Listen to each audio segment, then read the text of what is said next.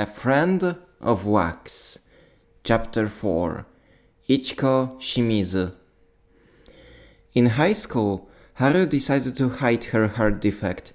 She tried to pretend to live a normal life, but everybody noticed that there was something strange about her. Constant fatigue, low performance in physical education class, and overall withdrawal from life. But it was that time she met Ichiko, likely the first person she found her true friend. Ichiko introduced Haru to her hobbies of manga, video games, and drawing. Haru found some escapism in her new hobbies. In manga, she found characters that could power up to superhuman strength and vitality. In video games, she could forget about her real problems, but it always felt bizarre, running away from reality to drawings or pixels, just because of a body that made her question where her life is going. Again, Haru questioned if that was really what she wanted. Soon, Ichiko started showing her her own manga that she wanted to develop. She wanted to become a manga artist, and she was really invested into her dream. "You won't believe how many ideas I've collected," Ichiko told Haru one day. "Let me see what you have in those sketchbooks," said Haru. And in the sketchbooks there were multiple worlds. There was a story of a school where the students could use ancient magic in everyday problems. A story about a boy joining a spy organization to solve a mystery of his father's death. A gag manga about a man magically changed into a woman and forced to work in a maid cafe to earn money for an antidote. "How do you come up with all of that?" Haru asked Ichiko. "I guess I just read a lot," Ichiko answered. One day, Haru found a memento from her childhood, a medal from an ice skating competition. It was true. Haru did want to become an Olympic ice skater. She forgot about her dream about the time she discovered her defect. This event prompted Haru to tell Ichiko about her heart. "So that's why all of that?" Ichiko asked. "More or less," said Haru. "Did that surprise you?" "You bet," said Ichiko. "I don't even know what to say." "Don't worry, you're not the first one," said Haru. "That would be me." After a while, Ichiko took a deep breath and took Haru's hand. "I might not understand it, but I do wish to support you," said Ichiko. "If there's something I can do, just tell me." "Thank you," said Haru on the verge of tears. "You're already doing enough. If there's anything I can ask you for is to not spread it without my knowledge." "You got it," said Haru. Ichiko was the first person to truly support Haru in her struggles. Haru didn't know it at the time, but she did need someone like that. Haru's friendship with Ichiko made her realize her new dream. She wanted to create manga herself. She remembered her youth dream of becoming an ice skater. What if she could fulfill it that way? The only problem was that she couldn't draw, but she knew someone who could teach her.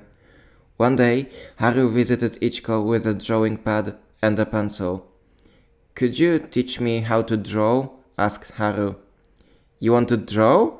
Ichiko was surprised by her friend's request. "Yes," said Haru. "I did realize it recently, but I would like to try." "Well, of course," said Ichiko. "Come, sit. I'll show you the basics."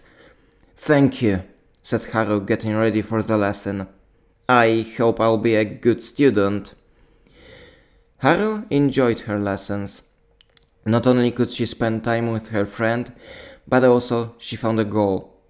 She was learning slowly, but both girls were sure that she would become a great manga artist. But with every hospital visit, Haru learned that her condition was getting worse and worse, and with every failed drawing she was wondering if it wasn't too late for her to learn. She genuinely feared her heart would fail and she would die before she could actually do anything meaningful. "Ichiko Shimizu, you say?" Olivier said, and put Haru's friend's name into the browser. Who is that? Some comic book author you liked in your previous life? You could say that, said Haru.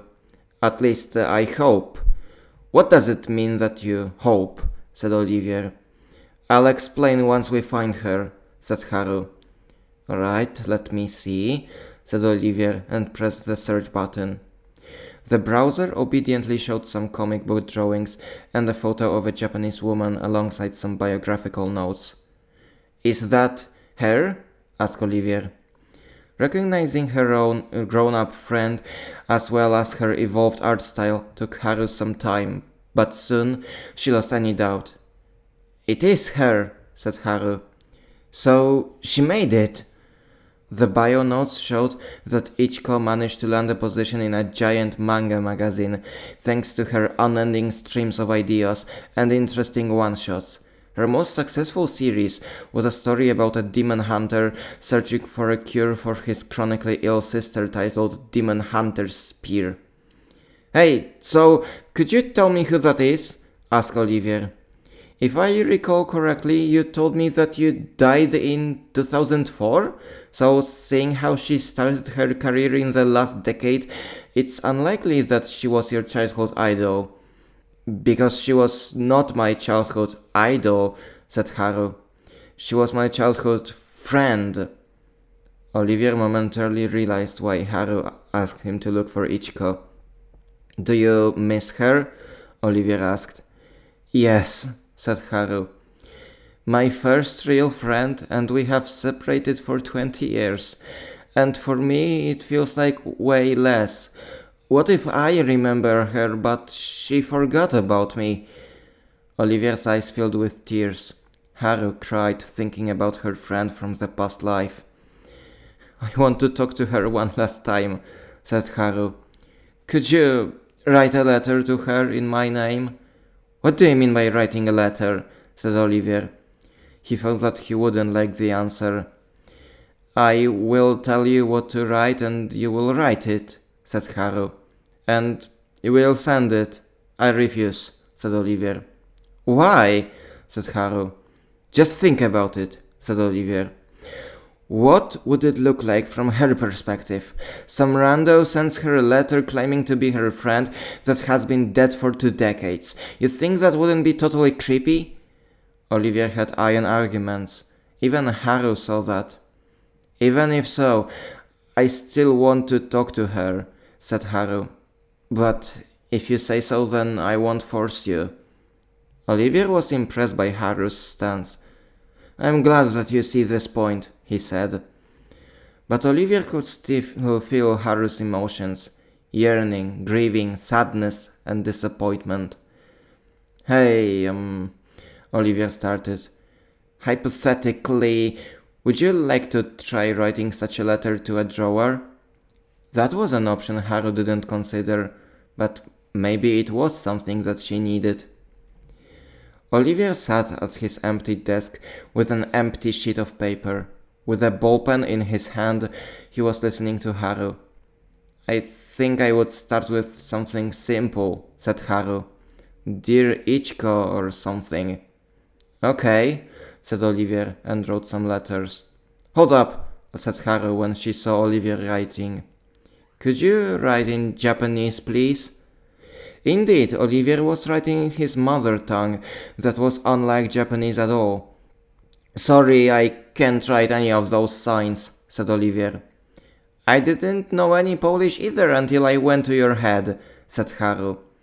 Maybe it just works one way, said Olivier. Maybe the candle simply made it easier for you to understand us. It was you who moved from one country to another. We have to find that candle seller, said Haru. But for now, how can you write that letter? Maybe I'll simply write it on the computer, said Olivier.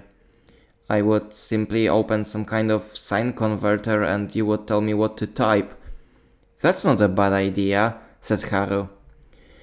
The process of writing the letter was lengthy.